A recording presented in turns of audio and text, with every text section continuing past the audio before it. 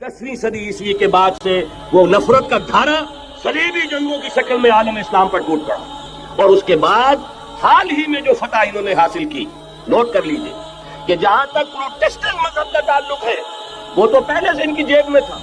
ये वेस्ट का लफ्ज आपने पढ़ा होगा और अखबारात में आता रहा। खलीज की जंग के दौरान वेस्ट एक को कहते हैं ये भीड़ जो काट जाती है, मुंह सूज जाता है, लेकिन वेस्ट मुखफ़फ़ है। व्हाइट एंग्लो सेक्सन प्रोटेस्टेंट्स, सबसे पहले यहूद ने उन्हें शिकार किया, अपना आलाकार बनाया। यही वजह है, आपको मालूम है 1917 में अंग्रेजों के जरिए से उन्हें ये इजाजत मिली कि फिलिस्तीन में जमीनें भी खरीद सकते हैं, जायदादें भी खरीद सकते हैं। बालफोर डिक्लेरेशन, इंग्लिस्तान का वजीर खारजा था जिसने कि ये इजाजत दिलवाई है।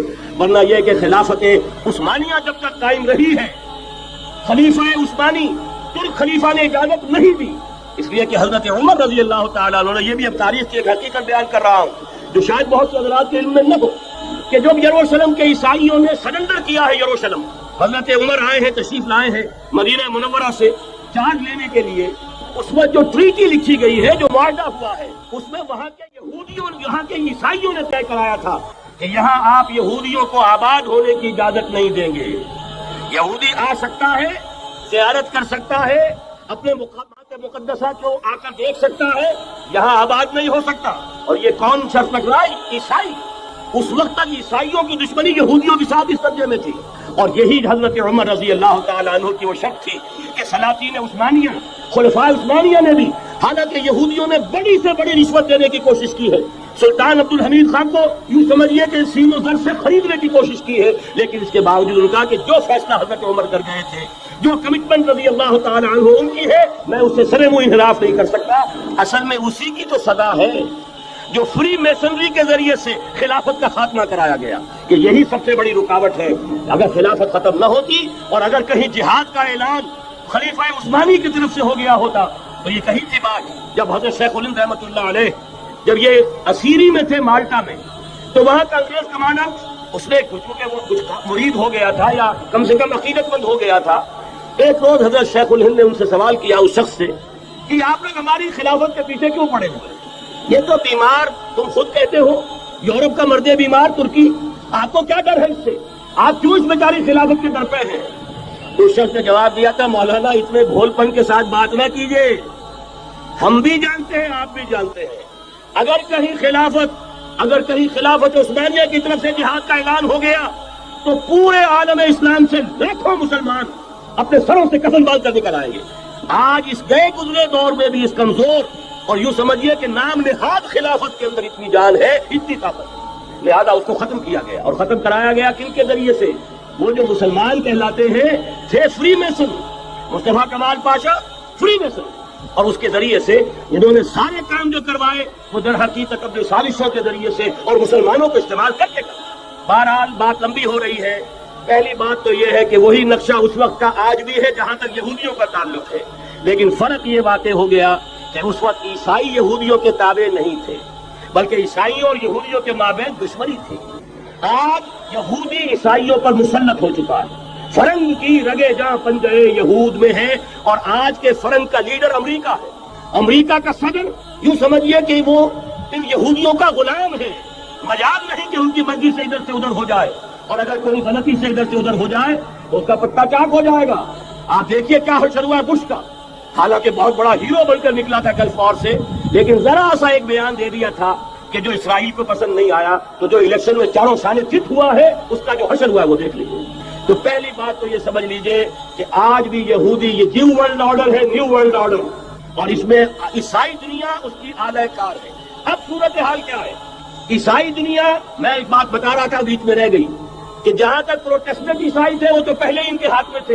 हाल ही में इन्होंने जो फतह हासिल की है वो कैथोलिक ईसाइयत को भी अपने हाथ में ले लिया है। चुनाचे पोप साहब ने फरमान जारी कर दिया है कि हमारे खुदावंद यसू मसीह के कत्ल की जिम्मेदारी इन यहूदियों पर नहीं है, बरी कर दिए गए। 1900 बरस के बाद, बल्कि 2000 बरस के करीब हो गए, उन्हें एक्सोनरेट कर दिया गया, एब्सॉल्व कर दिया गया, इन पर जिम्मेदारी नहीं। नतीजा ये निकला है कि अभी चंद महीने पहले जो मुज़ाकरात सुलह के हो रहे थे, जिनमें यासिर अरफात भी थे और ये इसहाक रबीन गया हुआ था वाशिंगटन, वहां से वापस आया है तो रोम में रुक कर पापाए रोम से मुलाकात करके तशरीफ लाए हैं।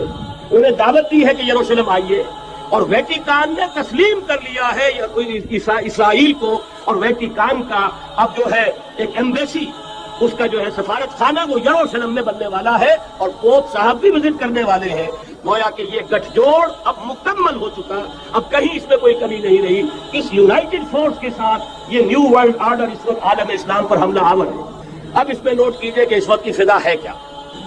عالم اسلام میں سے عالم عرب ان کے شکنجے میں جا کیوں بنا کر کھڑے ہوئے ہیں اسرائیل کو ماننے کے لیے اور سر تسلیم خم کرنے کے لیے۔ انہیں بلا کر میڈرڈ میں پیش کیا گیا یہودیوں کے سامنے کہ تم جن کے ساتھ ایک ٹیبل پر بیٹھنے کو تیار نہیں تھے، میڈرڈ میں آؤ اپنا قبرستان دیکھو۔ یہ اسپین کی سرزمین جہاں تم نے 800 برس حکومت کی تھی، یہ تمہارا قبرستان، یہاں اور بیٹھو اور ان کے ساتھ بات کرو۔ گئے تھے کہ نہیں تمام فرنٹ لائن اسٹیٹس میڈرڈ میں؟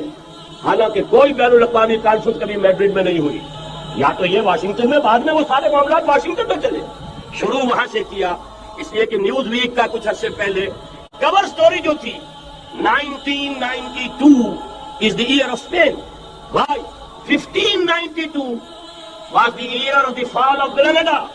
1492 میں 1492 میں غرناطہ کا سقوط ہوا، اور پورے آئیبیرین پیننسولا سے ایک ایک مسلمان بچہ نکال کر ختم کر دیا گیا، یا زندہ جلا دیے گئے، یا تہے تیز کر دیے گئے، یا جہازوں میں بھر بھر کر۔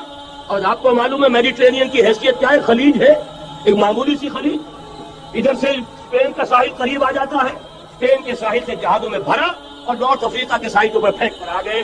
پورے ہسپانیہ میں جہاں 800 برس مسلمان کی حکومت رہی، ایک بچہ بھی مسلمان نام کا موجود رہا۔ یہ تھا 1492، اور اب آیا تھا 1992۔ 1992 is the year of Spain۔ اسی لیے ورلڈ اولمپکس رکھے گئے، وہاں دلہن کی طرح سجایا گیا ہسپانیہ کو، اور بلایا گیا، طلب کیا گیا، سمن کیا گیا تمام دول عرب کو، آؤ یہاں بیٹھو، اور یہاں بیٹھ کر اپنے ان یہودی دشمنوں کے ساتھ مصالحت کی بات شروع کرو۔ بہرحال نوٹ کر لیجئے، عالم عرب جا چکا۔ کوئی دن کی بات ہے، میں سنسنی پیدا نہیں کرنا چاہتا، لیکن حالات اور واقعات سے نگاہیں بند کرنا بھی کوئی دانش مندی کی بات نہیں۔ یہ ایودھیا کی مسجد شہید کی گئی، ابھی یہ ایک بہت بڑا مزار جو ہے شہید کیا گیا، اس کے ساتھ کئی مسجدیں شہید کی گئی۔ یہ سب کیا ہے؟ یہ مسلمانوں کی نفس دیکھی جا رہی ہے کہ کوئی غیرت اور حمیت نام کی کوئی شے باقی ہے؟ جیسے علامہ اقبال نے وہ نظم لکھی تھی عبدالقادر روہیلا بڑا ظالم جفاجو کینہ پرور تھا، لیکن یہ کہ اس نے جو ایک ٹیسٹ لیا تھا کہ وہ جو عورتیں ہیں تیموری خاندان کی، ان میں کوئی رمق رہ گئی ہے؟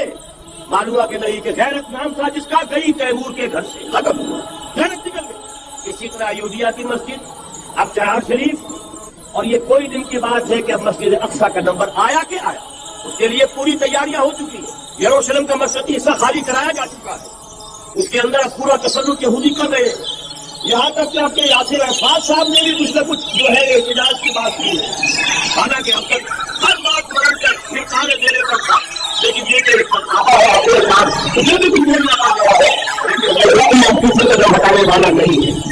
ان کا تیسری مرتبہ ہے کہ سلیمانی تعبیر ہونا ہے، نوٹ کر لیجیے، ان کے لیے وہ موجود میں کعبہ ہے، ان کے لیے ہے سلیمانی بالکل ہمارے لیے کعبہ ہے، سلیمانی ہے اسلام ہوا، پھر 1970 کے ہاتھ میں مسلمان ہوا، 1970 کے بعد آج 1995 میں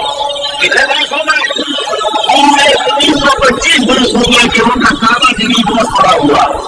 اب تک ان کا بس نہیں تھا، اب تو بس ہے کہ نہیں، اب ان کی حکومت ہے کہ نہیں، اب مجھے خبر فیصل ہے کہ نہیں، اب انہیں پھر کس کا لہٰذا کوئی شہید ہوگی اور پھر کوئی کتابی ہوگی۔ یہ جو بارہ ایک نقشہ ہے، ابھی نقشہ آپ کو بتانا چاہتا ہوں، ایک دوسری تصویر ہے، یہ تصویر ہے زمین